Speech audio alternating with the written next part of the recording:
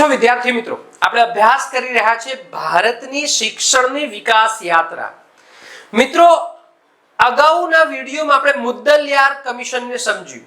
આજે આપણે એક એવા કમિશનને સમજવાનું છે જે કમિશને માત્ર ને માત્ર મહિલા શિક્ષણની જ ભલામણ કરી, મહિલાઓના શિક્ષણના ઉત્થાનની જ વાત કરી, મહિલાના શિક્ષણ માટે અલગ ફંડ આપવાની વાત કરી. મિત્રો, એ સમિતિ છે દુર્ગાબાઈ દેશમુખ સમિતિ 1957-58.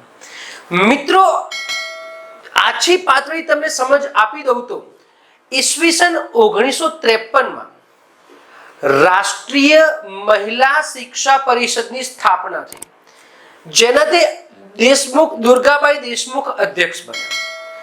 57-58 આખી સમિતિની રચના કરી, એક આખો અહેવાલ બનાવવાનું કહ્યું અને ઈસવીસન 1959 આખી ભલામણ કરી. એ ભલામણમાં સમગ્ર ભલામણનો આખો પરિપાક હતો મહિલાઓના શિક્ષણમાં વધારો કરવો, મહિલાઓના શિક્ષણમાં ગ્રામ્ય સ્તરે વિકાસ કરો, ઉચ્ચ શિક્ષણમાં મહિલાઓને શિક્ષણ માટે વિશેષ ફંડ આપવું. આવી આખી સમગ્ર માહિતી એ દુર્ગાબાઈ દેશમુખ સમિતિમાં છે, જેને આપણે જોઈ લઈએ. એક નાનો અમથો વિડિયો છે પણ પરીક્ષા લક્ષી ઉપયોગી છે. દુર્ગાબાઈ દેશમુખ સમિતિ 1957-58.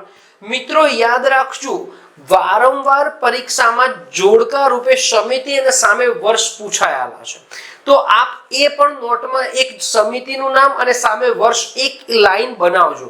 મિત્રો, આગળ વધીએ છીએ આપણે. આ એની આખી ઐતિહાસિક સિદ્ધિ છે. પ્રથમ પાયોમાં કહે છે કે 1953 રાષ્ટ્રીય મહિલા શિક્ષા પરિષદની સ્થાપના કરી, જેના પ્રથમ અધ્યક્ષ બન્યા. પ્રથમ અધ્યક્ષ કોણ? તો દુર્ગાબાઈ દેશમુખ. સરકાર પૂછે રાષ્ટ્રીય મહિલા શિક્ષા પરિષદના પ્રથમ અધ્યક્ષ પદે કોણ રહ્યું? તો દુર્ગાબાઈ દેશમુખ રહ્યા હતા. 1957-58 સમિતિની રચના મહિલાઓના શિક્ષણ પર ભાર મૂકવામાં આવ્યો. આ બહુ ઉપયોગી છે. તમે જો એવી એક પણ સમિતિ નથી સ્પેશિયલાઇઝ મહિલા સ્ત્રી શિક્ષણ માટે. દરેક સમિતિએ સ્ત્રી શિક્ષણના ઉત્થાનની તો વાત કરી, પણ એ વાતો થોડાક બેક પોઈન્ટમાં જતી રહેતી હતી, પરંતુ આ સમિતિ તો માત્ર ને માત્ર મહિલાઓના શિક્ષણના ઉત્થાન માટેની જ વાત કરી. અને ત્રીજામાં જોઈએ 1959 સમિતિ ઐતિહાસિક ભલામણો સુપ્રત કરી.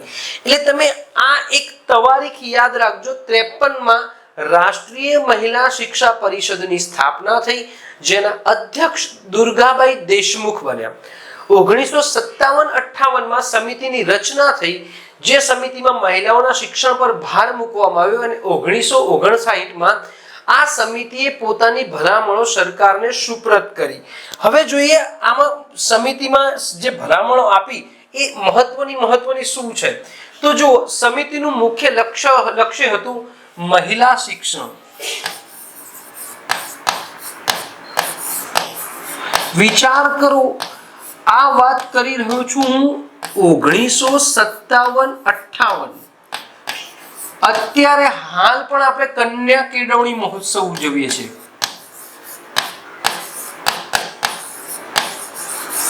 શું શીખ્યા મિત્રો? શું મેળવ્યું આપણે? એક વખત ખાલી હૃદય પર હાથ મૂકીને ભારતની શિક્ષણ વ્યવસ્થાએ શું મેળવ્યું? તો જવાબ હશે કંઈ જ નહીં મેળવ્યું. જે વાતો 1957-58 થઈ એ વાતોની તો અત્યારે હાલ ઉત્સવો થાય છે.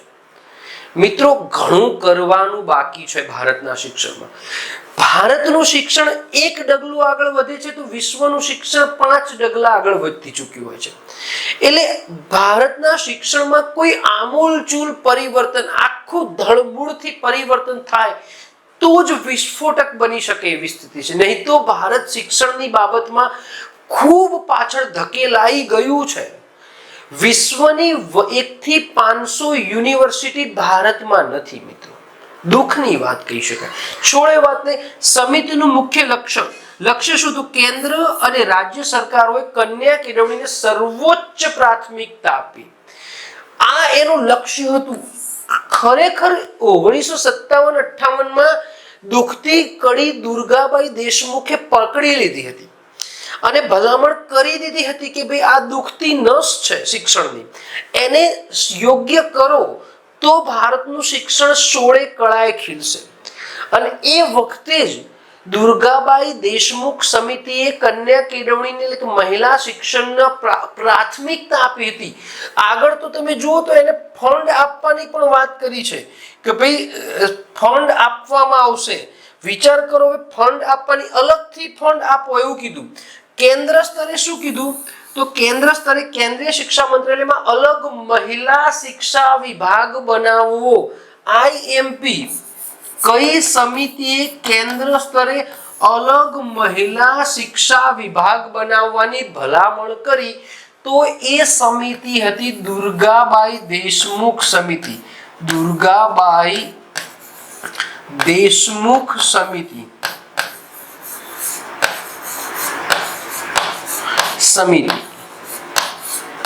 વર્ષ પૂછાય તો 1957-58 અને ભલામણ વર્ષ સુપ્રત કર્યાનું પૂછાય છે. ભલામણ સુપ્રત કર્યા, ભલામણ સુપ્રત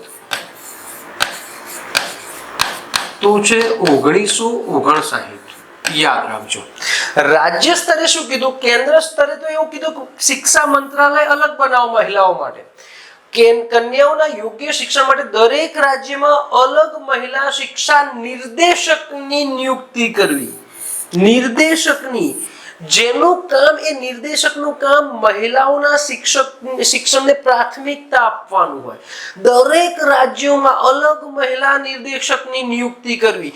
જેમ કોઈ સચિવ હોય પર્ટિક્યુલર ડિપાર્ટમેન્ટનો, એવી જ રીતે અમને કહ્યું કે એક સચિવ રાખો જે માત્ર ને માત્ર મહિલા શિક્ષાને પ્રાથમિકતા આપે અને એના લગતું જ કામ કરે. આવી ભલામણ કરી. તો યાદ રાખજો, કેન્દ્ર સ્તરે વિભાગ બનાવવાની ભલામણ કરી, રાજ્ય સ્તરે એવું કીધું કે અલગ નિર્દેશક રાખવાની ભલામણ કરી. આ યાદ રાખજો મિત્રો. આગળ વધીએ. ઉચ્ચ શિક્ષણ, એમને એવું કીધું કે કો એજ્યુકેશન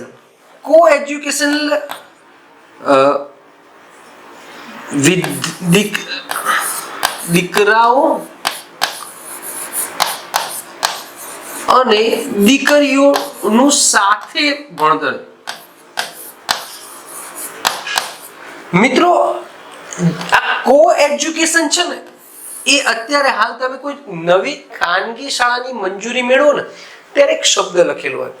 તમે 3 પ્રકારની શાળા માટે મંજૂરી માંગી શકો. એક માત્ર બોયઝ માટેની, કે ભાઈ મારે માત્ર ને માત્ર વિદ્યાર્થી એટલે કે બોયઝ માટે. એક ગર્લ્સ માટેની.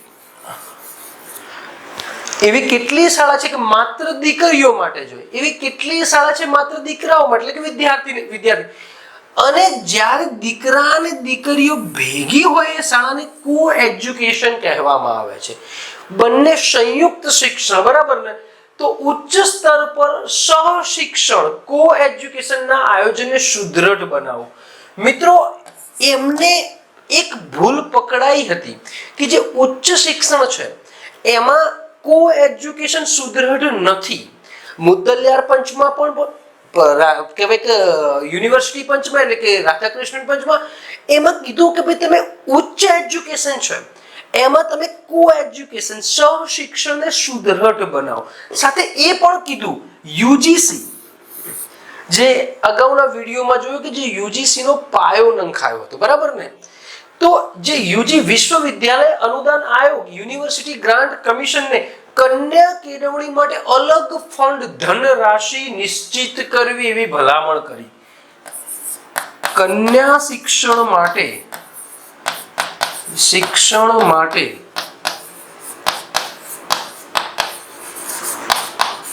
અલગ ફંડ ની ભલામણ કરી.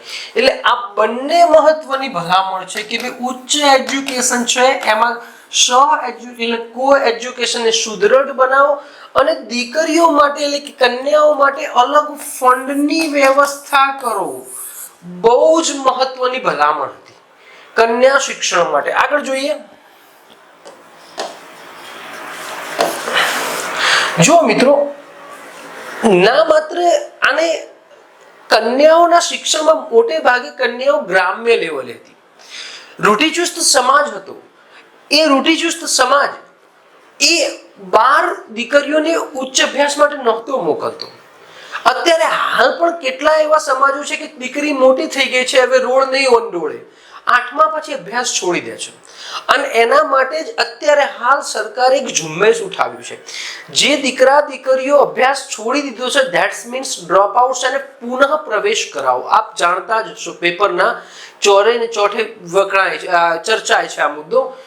ગ્રામીણ ક્ષેત્રો કન્યા કેળવણીને વિશેષ પ્રોત્સાહન આપવું અહીં જ પિન પોઈન્ટ હતું. વિચાર કરો, અત્યારના સમાજમાં પણ અમુક સમાજે રૂઢિચુસ્ત છે દીકરીઓને વધુ ન ભણાવવી એવું કહે છે. તો એ વખતે ગ્રામીણ ક્ષેત્રે પ્રોત્સાહન આપવાની વાત કરી. વયસ્ક શિક્ષણ, વયસ્ક મહિલાઓના શિક્ષણ કાર્યક્રમનો વ્યાપ વધારો. જે ઉંમર વયસ્ક છે કે ઉંમર આધારિત શિક્ષણનો વ્યાપ વધારો. અને અહીંથી કહેવાય કે મહિલા આરક્ષણનો પાયો અહીં છે. મહિલા આરક્ષણ અહીં તમને જોવા મળે છે. આરક્ષણ, વિભિન્ન સેવાઓ અને નોકરીઓમાં મહિલાઓ માટે આરક્ષણ આપો. એ ભલામણ દુર્ગાબાઈ દેશમુખે કરી હતી. IMP. આ ખાસ યાદ રાખજો મિત્રો. તો 3 મહત્વની ભલામણ: ગ્રામીણ ક્ષેત્રે સુદૃઢ બનાવો, ઉચ્ચ શિક્ષણ કે વયસ્ક શિક્ષણને વ્યાપ વધારવો, અને નોકરી અને વિભિન્ન સેવાઓમાં મહિલાઓ માટે આરક્ષણ જાહેર કરો, આરક્ષણ ઊભું કરો, એવું દુર્ગાબાઈ દેશમુખ સમિતિએ કીધું. હવે જોઈ લઈએ આખી સિસ્ટમને કઈ રીતે આપણે સમજવી છે. તો વહીવટી માળખું એવું કીધું દુર્ગાબાઈ દેશમુખ સમિતિએ, કેન્દ્ર અને રાજ્ય સ્તરે નવા વિભાગ બનાવો. કેન્દ્ર સ્તરે કયો? તો શિક્ષા વિભાગ. કયો વિભાગ?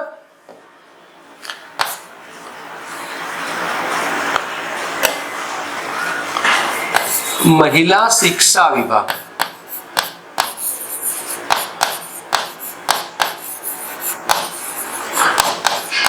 જ્યારે રાજ્ય સ્તરે નિર્દેશકોની નિમણૂક.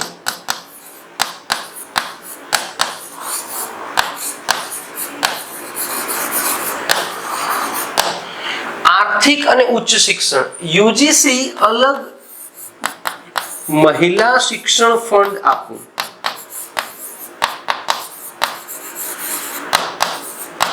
અને ઉચ્ચ શિક્ષણમાં સહ એજ્યુકેશન.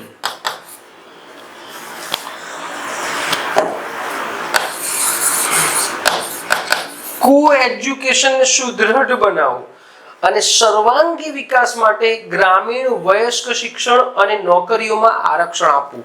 તો આ હતું દુર્ગાબાઈ દેશમુખ સમિતિની ભલામણો.